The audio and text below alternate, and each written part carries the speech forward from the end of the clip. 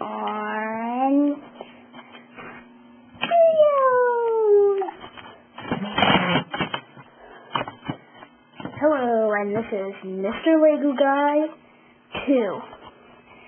And these are the pieces you will be needing for my custom-made Uzi and rocket launcher. To make the Uzi, you will need, let me just straighten it. You will just need this piece and this piece. And when you put them together, like this, voila, here's an Uzi. And now how to build the rocket launcher. First, take one of these blaster rifle pieces and one of these cylinder pieces and just put it on the front of the blaster like this. And now get a cup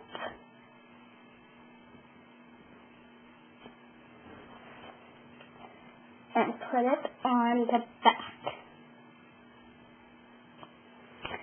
And the last step, put one of these kind of pieces. It doesn't have to be clear or anything. And this is the targeting system.